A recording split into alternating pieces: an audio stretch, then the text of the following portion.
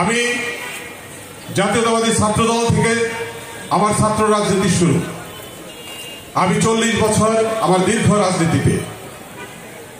আমার অনেক ভুল ত্রুটি থাকতে পারে, সমালোচনা থাকতে পারে, কিন্তু আমি জ্ঞানত আমি কোনোদিন কারো কোনো ক্ষতি করি না। আমি আমার কাছে মির্জাপুরের ছাত্রদল, যুবদল, স্বেচ্ছাসেবক দল সহ বিএনপির যে কোনো নেতা আমার কাছে গিয়েছেন, আমি এক কাপ চা খাওয়াই নাই, এরকম কোনো উদাহরণ নাই। এবং আমার কাছে যে সমস্ত ছাত্রদলের নেতৃবৃন্দ, ছোট ভাই বোনেরা গেছেন, আমি চেষ্টা করেছি যে তাকে অন্তত পক্ষে একটু গাড়ি ভাড়াটা দেওয়ার জন্য, যেন ওদের কোনো ইনকাম। আমরা সারা জীবন দেশনেত্রী বেগম খালেদা জিয়ার সাথে থেকে স্বৈরাচারের সৎ বিরোধী আন্দোলনে নিজের জীবনকে বিপন্ন করে এই 15 বছর শেখ হাসিনার রক্তচক্ষুকে উপেক্ষা করে আন্দোলন সংগ্রাম, জেল, জুলুম, হুলিয়া মাথায় নিয়ে আমরা এই সুদীর্ঘ সময়টা আমরা রাজনীতি করে আসছি। কার আদর্শে? এই শহীদ রাষ্ট্রপতি জিয়াউর রহমান আদর্শকে ধারণ করে। আজকে তার মৃত্যুবার্ষিকী। নির্মম ভাবে আমার নেতাকে হত্যা করে হয়েছিল চিটাগাং সার্কিট হাউস, আপনাদের মনে আছে?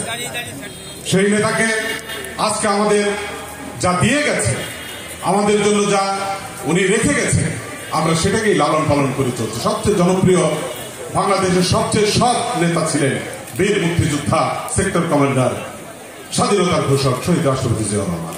আমরা সবাই সেই দলটা করি এবং সেই দলটা করে আমরা গর্ববোধ করি। আমার হাতে সময় অত্যন্ত কম। আমি দুটি কথা বলেই সভাপতি সাহেব বক্তব্য রাখবেন। দুটি কথা বলে আমি আমার বক্তব্য শেষ করব, কারণ সময় স্বল্পতার জন্য অনেক কথা ছিল, বলতে পারলাম না, আরেকদিন বলবো।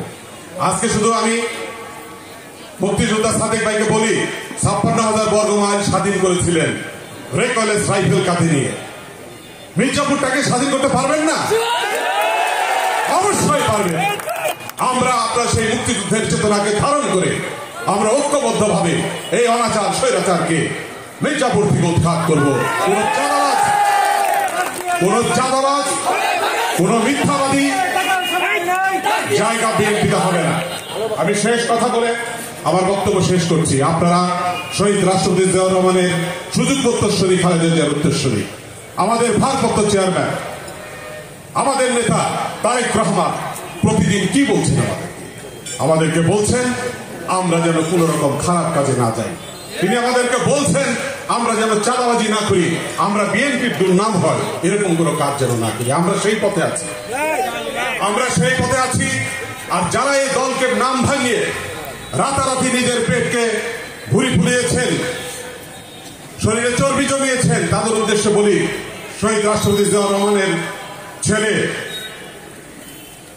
আমাদের নেতা তারেক রহমান যা বলেন তাই কিন্তু করেন।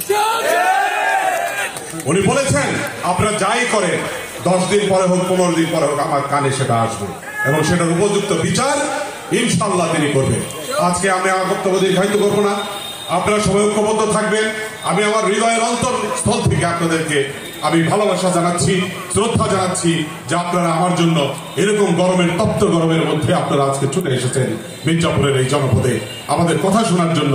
আমরা একটা ক্লিয়ার মেসেজ দিচ্ছি, আগামী রাষ্ট্র হবে শহীদ রাষ্ট্রপতি জিয়াউর রহমানের, তারেক রহমানের আদর্শে গড়া রাষ্ট্র আমরা নির্মাণ করব, যেখানে কোনো সন্ত্রাস, যেখানে কোনো চাঁদাবাজি, যেখানে কোনো অবক্ষয় না থাকবে এবং গণতন্ত্র মুক্তি পাবে।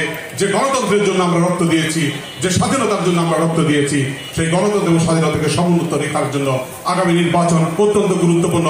আপনারা সবাই দোয়া করবেন।